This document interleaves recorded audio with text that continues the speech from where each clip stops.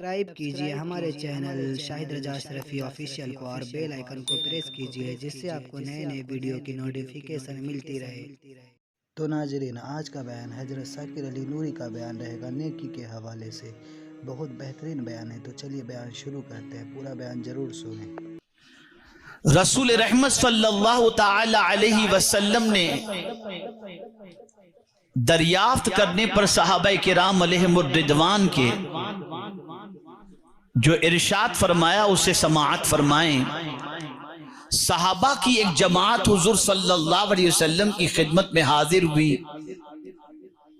اور اس جماعت میں سے ایک صحابی نے سوال کیا، یا رسول اللہ صلی اللہ تعالی علیہ وسلم، ہم کس کے ساتھ بیٹھیں، ہماری ہم نشینی کس کے ساتھ؟ آقا کریم صلی اللہ تعالی علیہ وسلم نے ارشاد فرمایا، اس کے ساتھ بیٹھو جب تم نیکی کرو تو وہ تمہاری مدد کرے، اور جب تم خدا کو بھولو تو وہ تمہیں یاد دلائے۔ ایسوں کی صحبت میں بیٹھنا چاہیے جس کی صحبت میں بیٹھنے کے بعد نیکی کا جذبہ پیدا ہو، اور اگر ہم نیکی کر رہے ہیں تو اس کی صحبت میں بیٹھنے کے بعد مزید نیکی کرنے کا جذبہ پیدا ہو۔ اسی لیے میرے پیارے آقا صلی اللہ تعالی علیہ وسلم کے پیارے دیوانوں، فرمایا گیا بڑوں کی صحبت میں بیٹھو، علماء سے سوال کرو، اور حکمت و دانائی کی بات کرنے والوں کی صحبت اختیار کرو، تاکہ ان کی صحبت سے تم استفادہ کر کے اپنے آپ کو بہترین انسان بنا سکو۔ تاریخ اٹھا کر کے دیکھیں کہ جتنے بھی انسان اچھے بنے ہیں ان کی زندگی کسی نہ کسی کی صحبت کی بنیاد پر ہی اچھی بنی ہے۔ جس ہندوستان کی سرزمین پر خواجہ خواجگاہ معین الدین چشتی اجمیری رحمت اللہ تعالی علیہ تشریف لائے، انہوں نے نہ جانے کتنے صحابہ، کتنے صوفیاء کرام کی صحبتیں انہوں نے اختیار کی، اور اجمیر مقدس پہنچنے سے پہلے آپ جانتے ہیں داتا علی حجویری علیہ رحمہ کی بارگاہ کے اندر 40 دن بیٹھ کر کے بعد میں تشریف لائے۔ رسول گرامی وقار صلی اللہ تعالی علیہ وسلم داتا گنج بخش کی خدمت میں 40 روز بیٹھ کر تشریف لائے۔ آپ اگر دیکھیں صحابہ کرام علیہم الرضوان کو اگر رسول اعظم صلی اللہ علیہ وسلم کی صحبت میسر نہ ہوتی تو جو صحابہ کا مقام ہے وہ مقام انہیں نصیب نہ ہوتا۔ اسی لیے حضور صلی اللہ علیہ وسلم نے ان لوگوں کی زندگی جن کی زندگی صحبت رسول صلی اللہ علیہ وسلم سے پہلے کچھ اور تھی، اور مصطفیٰ پیارے صلی اللہ علیہ وسلم کی صحبت کے بعد جن کی زندگیوں میں انقلاب پیدا ہوا اور آغوش اسلام میں قدم رکھنے کے بعد ان کی زندگی میں جو نکھار پیدا ہوا، اس کے حوالے سے حضور نے سارے صحابہ کے بارے میں فرمایا، اصحابی کن نجوم بأیہم اقتدیتم اہتدیتم، میرے صحابہ تاروں کی طرح ہیں، ان میں سے جس کی بھی پیروی کرو گے تم ہدایت پا جاؤ گے۔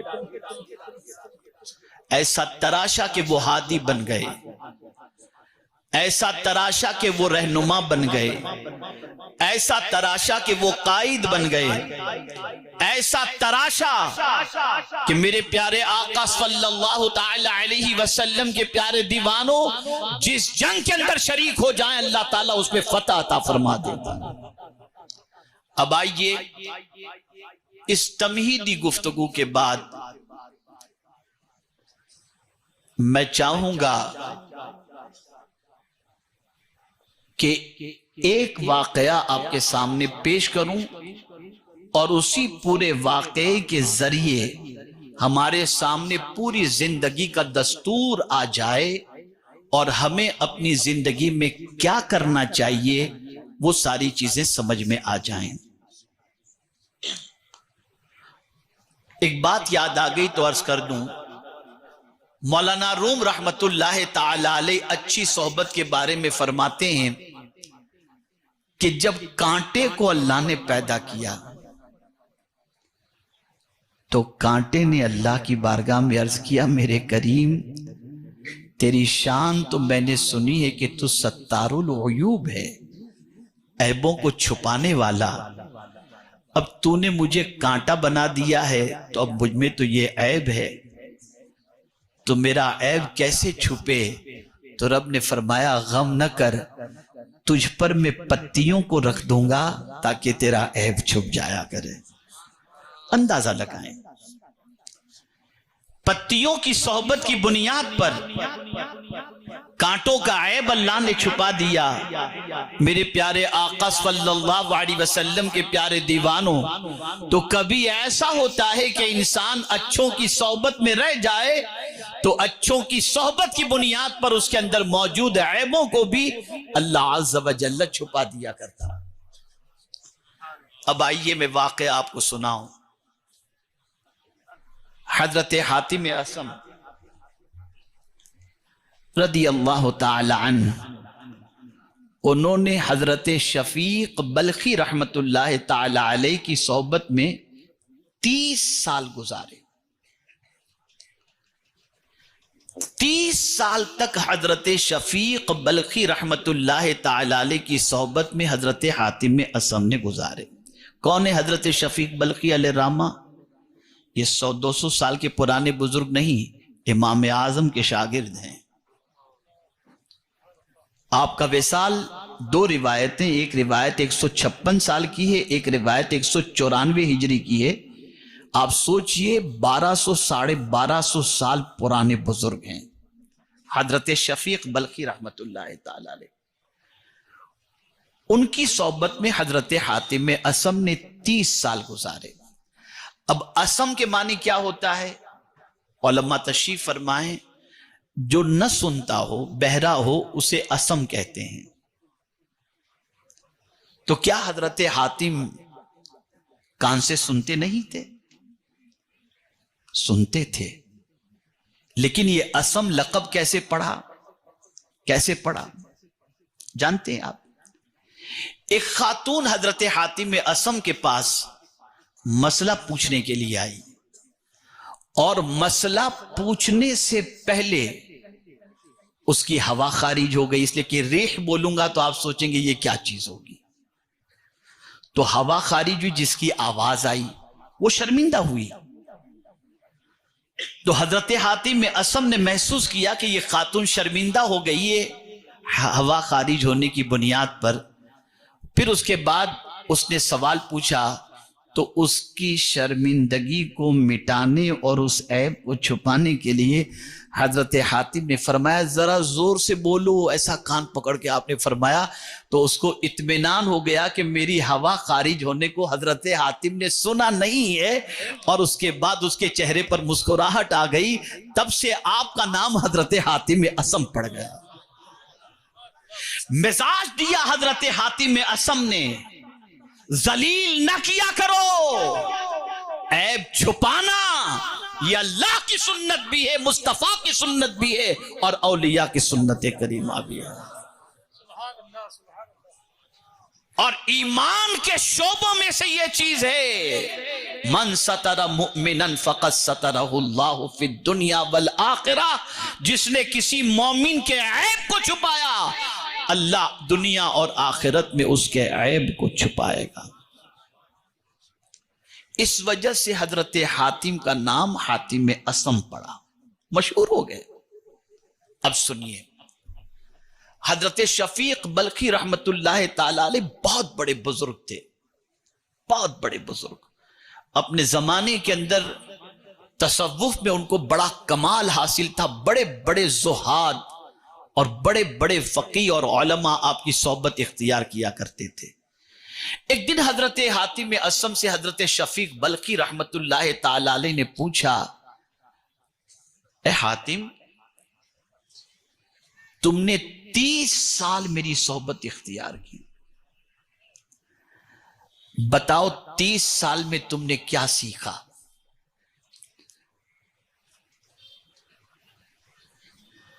تو حضرت حاتم اسم نے کہا کہ حضور 30 سال آپ کی صحبت میں رہ کر میں نے 8 چیزیں سیکھی. اب جیسے ہی انہوں نے 8 چیزیں کہیں تو حضرت شفیق بلخی رحمت اللہ تعالی علیہ فرماتے انا للہ و انا الیہ راجعون. پھر حضرت حاتم اسم سے فرمایا اچھا بتاؤ وہ 8 باتیں تم نے کیا سیکھی.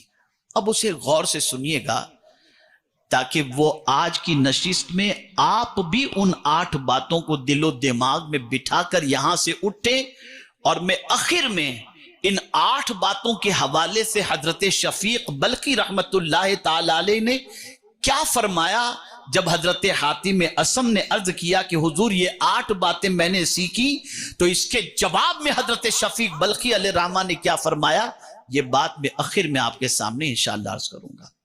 حضرت شفیق بلخی رحمت اللہ تعالی علیہ نے فرمایا حاتم بتاؤ وہ کون سی 8 باتیں تم نے سیکھی. اب پہلی بات فرماتے ہیں، عرض کرتے ہیں کہ حضور دنیا کے جتنے بھی محبوب ہیں، جتنے بھی محبت کرنے والے ہیں، چاہے وہ کسی بھی شکل کے اندر ہوں،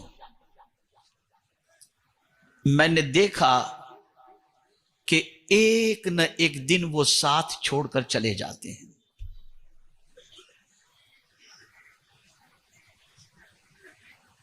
چاہے وہ رشتہ دار کی شکل میں ہو، چاہے اولاد کی شکل میں ہو، چاہے دوست کی شکل میں ہو، ایک وقت آتا ہے جب سب ساتھ چھوڑ کے چلے جاتے ہیں.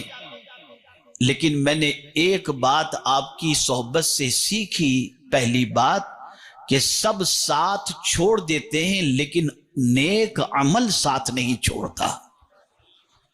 اور پھر انہوں نے قرآن شریف کی آیت تلاوت کی لن ينفعكم ارحامكم ولا اولادكم يوم القيامه اولادكم يفصل بينكم يوم القيامه والله بما تعملون بصير او كما قال.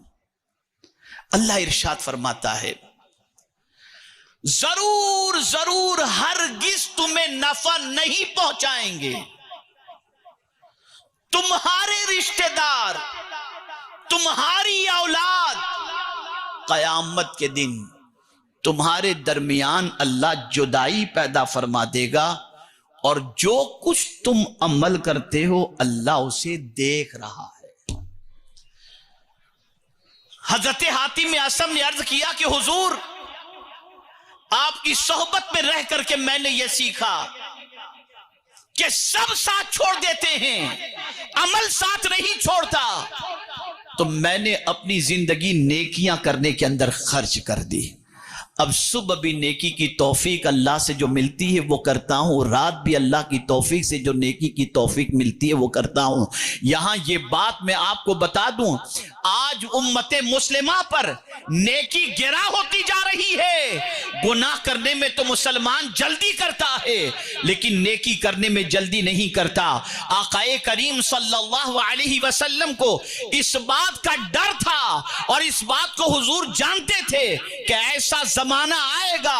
اسی لیے میرے آقا صلی اللہ علیہ وسلم نے فرمایا بادروا بالاعمال الصالحہ، نیکی کرنے میں جلدی کرو، ان قریب ایسا زمانہ آئے گا کہ لوگ رات کو مومن ہوں گے، صبح کو کافر ہو جائیں گے، صبح کو مومن ہوں گے، شام کو کافر ہو جائیں گے. اور آگے حضور صلی اللہ علیہ وسلم ارشاد فرماتے ہیں چند روپیوں کے لیے، چند مال کے لیے آدمی اپنے دین کو بیچ دے گا.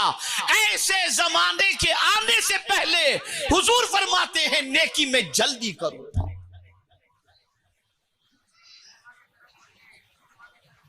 آپ ذرا مجھے بتاؤ صبح سے لے کر رات تک ہم کتنی نیکیوں کو اپنے دامن میں جمع کرتے ہیں اور اپنے دامن میں گناہوں کو کتنا جمع کرتے ہیں. ہماری طبیعت میں نیکیوں کا شوق کتنا ہے. تو ہمارا وجدان اندر سے جواب دے گا. ہماری زندگی नेकी के सिलसिले में सुस्ती में गुजरती चली जाती है और गुनाहों के सिलसिले में चुस्ती के अंदर गुजरती चली जाती है।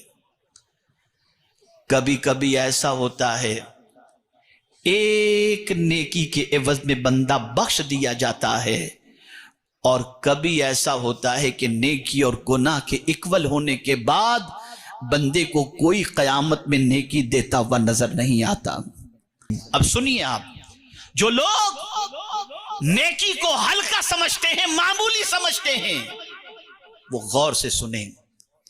हजरत काब रदी अल्लाह ताला अन्हु फरमाते, तफसीर रूहुल बयान के अंदर ये मौजूद है, कयामत के दिन एक औरत के आमाल को तोला जाएगा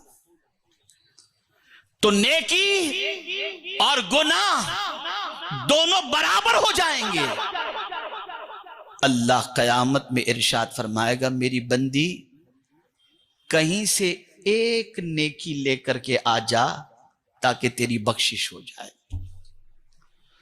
वो औरत जिसको पूरा यकीन था कि दुनिया में मेरा बेटा कभी मेरी मामूली तकलीफ भी बर्दाश्त नहीं कर सकता था, आज मैं अगर मैदान महशर में अपने बेटे को पालूं तो मेरा बेटा जरूर मुझे एक नेकी अता करेगा।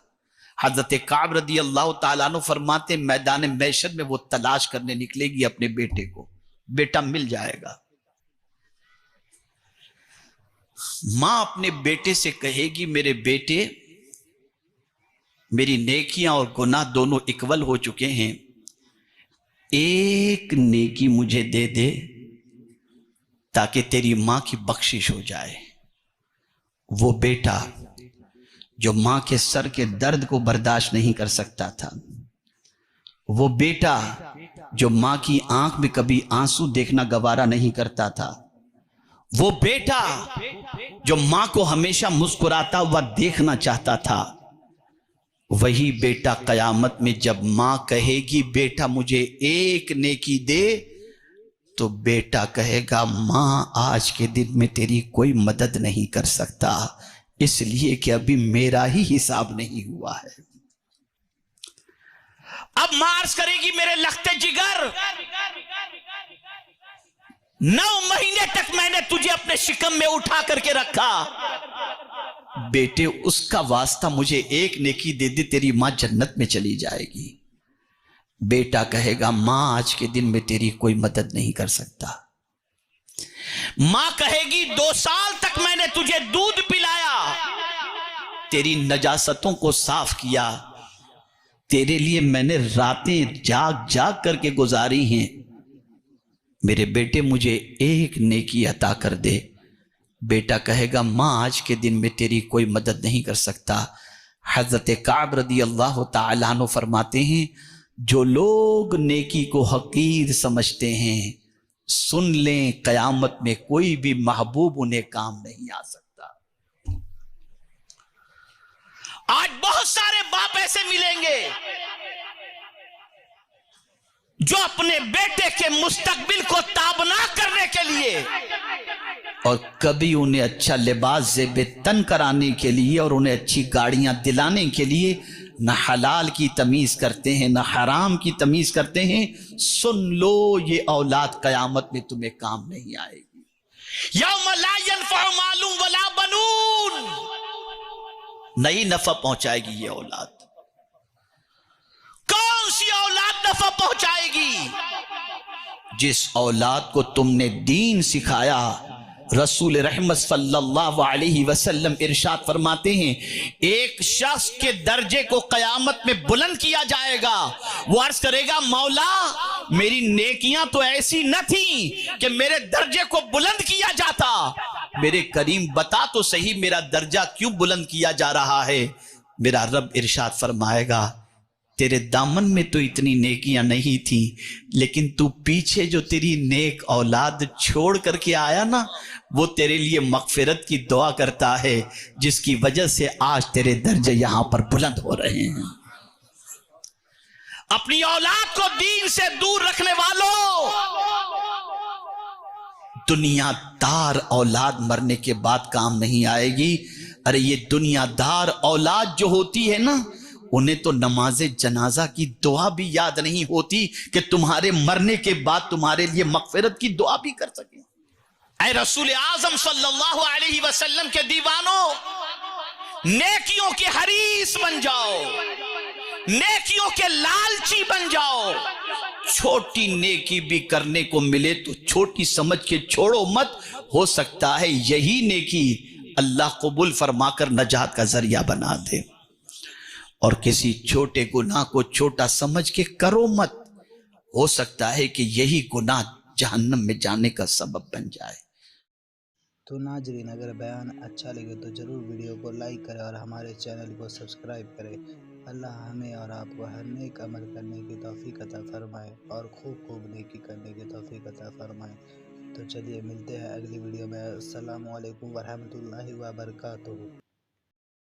ویڈیو اچھی لگے تو ہمارے ویڈیو کو لائک کریں اور ہمارے چینل کو سبسکرائب کریں۔ شکریہ۔